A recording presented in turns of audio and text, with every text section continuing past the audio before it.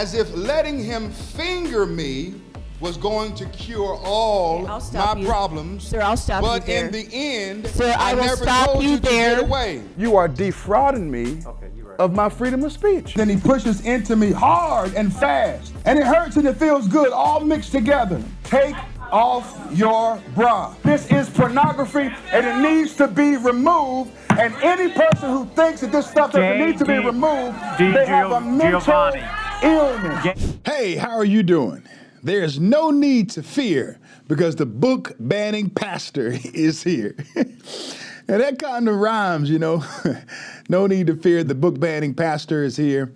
You know, when I think about that, the first time that they called me a book banner, I said to myself, these people have to be out of their minds because I have receipts. I mean, the books are right here. I mean, look at this stuff.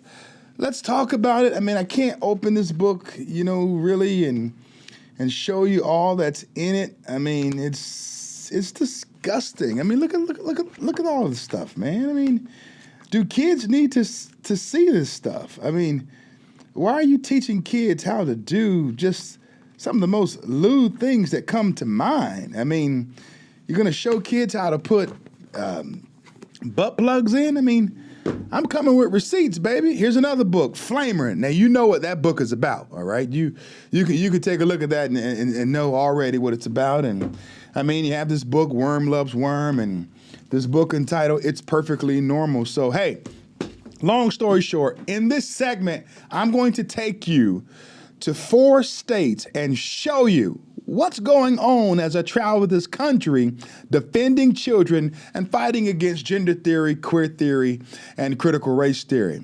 We'll go to Vero Beach, Florida, Baltimore, Maryland, my God, Boise, Idaho, which I will never go back to Boise, Idaho again, at least I hope not. And then to the Tammany Parish of Louisiana. Take a look at this stuff here. Now on the topic of these pornographic books that you keep calling these point of contacts on as it relates to whether they should be read or not. 13 Reasons Why by Jay Asher, currently in Storm Grove Middle School and Freshman Learning Center. Page 265. As if letting him finger me was going to cure all my problems. Sir, I'll stop you there. Look what she's doing. Sir, I will stop you. I will stop you. Continue. You stop rubbing circles on my stomach. I'm going to stop you there, please. Instead, you rub back and forth. You see what she's doing? She's trying to cut me off. I start reading from the book, and then she says, sir, I'm going to stop you there. No, sir, I'm going to stop you there. The question is, why is the book on the bookshelves? But you don't want to hear it in a school board meeting. But the kids have access to it, but you want to keep rushing me along and stopping me. You know, this is how I feel.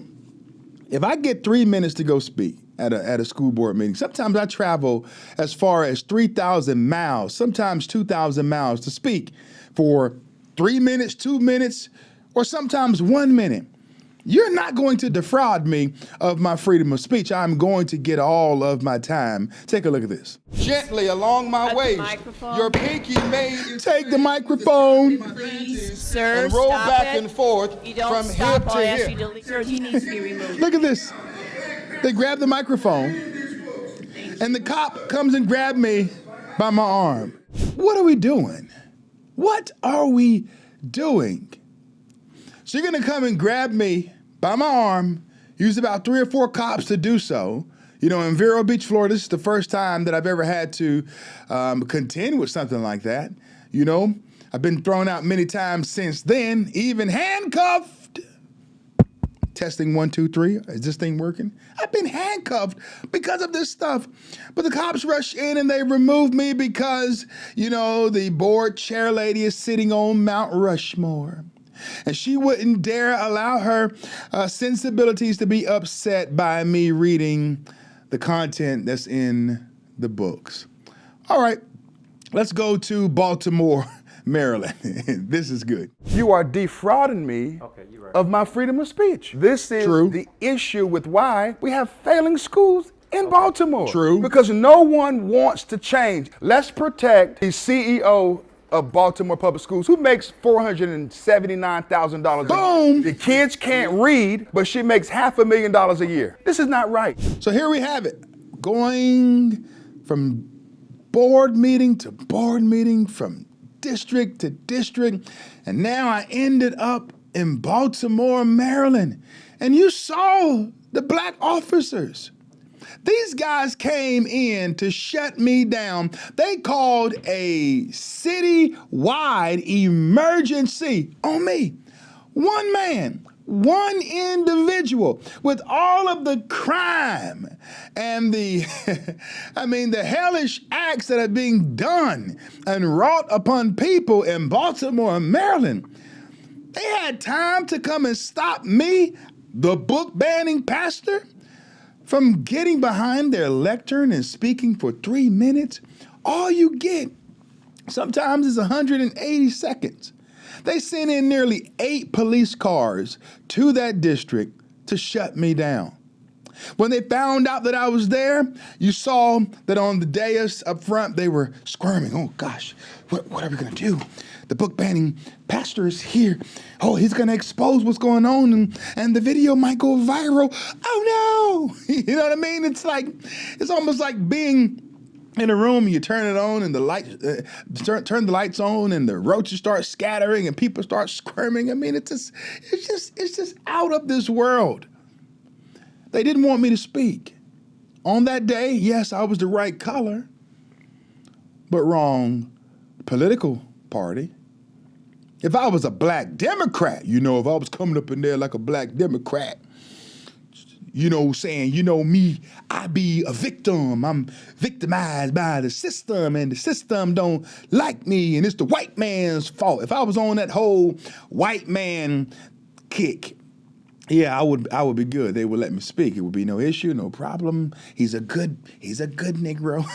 He's a good brother. Let him speak. But because I come in there with common sense and I'm getting ready to expose and address the content that's in their libraries, and more so, the fact that the children are just failing woefully in Baltimore. I mean, you have so many students, so many children who can't read and write on grade level. You know what I mean? They can't do basic math. In Baltimore City Public Schools, 90% of students are not proficient in math, according to 2022 records. 80% of elementary students are not proficient in English. The graduation rate is just 69%. No pun intended with that 69, all right? In 23 Baltimore City schools, there were 0 students who tested proficient in math. Among the list of 23 schools, there are 10 high schools, 8 elementary schools, 3 middle high schools, and 2 elementary middle schools. Exactly 2,000 students in total took the state math test at these schools. Not one could do math at grade level, all right? Hosea chapter 4:6 says, "My people are destroyed for a lack of knowledge. Because thou hast rejected knowledge, I will also reject you." The problem with this district in Baltimore, Maryland, is not funding. The problem is with fidelity. They love woke theology more than they love teaching our children reading, writing, and arithmetic. All right, let's go over to Boise, Idaho, and take a look at what's going on in Boise, Idaho at their school board meeting. This is based upon materials that are in the school system. No, this isn't. We're talking about curriculum tonight, and we solely, our testimony is only on this agenda item. Don't pertain to curriculum? That is not in our curriculum. That is part of our library. Oh, okay. I've already been told that you all are going to shut me down and keep me. True. I'd ask to cut the mic, please. See, before I had an opportunity to speak at the school board meeting, one of the sheriffs came and tapped me on the shoulder, brought me outside, and I mean, it's Boise, it's cold, man. I thought he would bring me into the lobby to talk to me, but he brought me outside to do so. And we're outside having our conversation. He told me, he said, "You know what, man, I've been told that you were coming to the school board meeting, and I've been instructed that if you get off of subject, then my job is to get you back on subject. And if you don't listen, then we're going to kick you out of the school board meeting and possibly trespass you. Now, I'm probably the only person in the history of Boise who has ever been told such a thing by law enforcement. And, you know, I'm a law-abiding citizen. I used to be able to say that I've never been handcuffed, but that's not true. You know, I got handcuffed at a school board meeting, you know, for fighting against the system, you know. Fight the power, right? But I thought about it that day. So this law enforcement officer is going to try to threaten me and pretty much back me into a corner so that I won't speak up. And so I told him, I said, sir, and I was respectful when I said it, but I said, sir, you know, it's comments like that that don't make me want to, you know, go about what you're saying. You know, it's comments like that that make me want to get off subject and say what needs to be said, which is what I did. And so they sent the wrong guy to send me that message. Why send a man with a badge and a gun and a taser and a pepper spray and handcuffs to tell me that message? I'll tell you why. Because they want to put fear in my heart. They want to keep me from speaking up so that I can no longer be a voice for children in this country. Because you all don't want to hear Thank you what I very much. have to say. And now I will ask you to step down. Children in Garfield Elementary have access to this I'm book. sorry, The title of this book is Sure. I'm sorry, could we please It have was gentlemen, recently Amanchukwu, could we please But leave the podium? Let him speak. See? You hear that? So there it is. You know, he has his own agenda. You know, I have to stick to their agenda. You know, many of these woke tyrants, they have their agenda. And so they robbed me of my freedom of speech. Man, I flew up. That was nearly 3,000 miles from where I live to go to Boise, Idaho to speak. I only had about 2 or 3 minutes. And they cut me off in the matter of seconds. The same thing. The school board chair said, hey, cut his microphone. Hey, we just saw that happen in Vero Beach, Florida. Cut his microphone, the chair lady said. Now this gentleman is saying, cut his microphone. They don't want the truth to get out. Don't let anyone take your microphone. You have a right to speak. You have a right to defend the honor of children. You have a right to fight against mental. This stuff is mental. We are sodomizing the minds of our kids. And for those of you out there who don't think that this is an issue, I'm showing you right here that it is. I've given you the receipts. I've shown you the books. I mean, what else do you want me to do? What is a brother to do to get the point across? You see it. Video after video. We're being defrauded. All right, and finally, this is funny.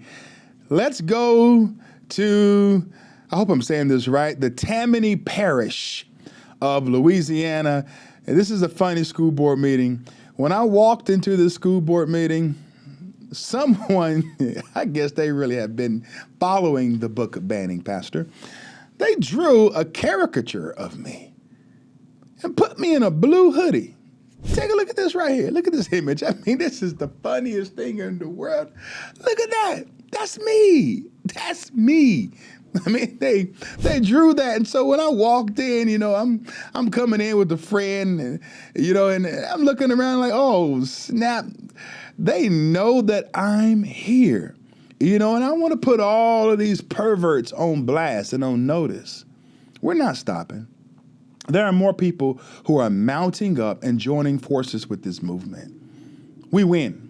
All right, we're going to be triumphant, and we're going to make sure that we fight against this Marxist atheist agenda that wants to corrupt our kids. Take a look at this video. I'm not here to defend perverted librarians or the ALA. That's right. I don't want to defend them. Defend children, period. Right. I'm here to read this book entitled What Girls Are Made Of by Elena K. Arnold. I hop up and wrap my legs around his waist. Feel already his satisfying. Then he's there naked, the thick horn of him wet-tipped and hard. The thick horn of him, the wet tipped and I can't even get it out. It's just so messed up. Wet tipped and hard. I mean, come on. I mean, what is this? This is some William Shakespeare style 50 Shades of Grey stuff? What is this? This is crazy. And a rush of wetness floods the cotton lining of my thong. Take off your bra. And then he pushes into me hard and fast. And it hurts and it feels good, all mixed together. Soft now, his creeps inside me. A runny path of like egg whites trails down my leg. The egg whites. Not the egg whites. Not the egg whites. Oh, God, the egg whites. The egg whites. Giovanni. Illness. And so you see that as I'm speaking, they start to heckle me at the end and shout and scream, get out. Don't come back. You're not from here as depicted on the image that I showed you. Blah, blah, blah. All of this stuff just because they want to hold on to their sacred cow.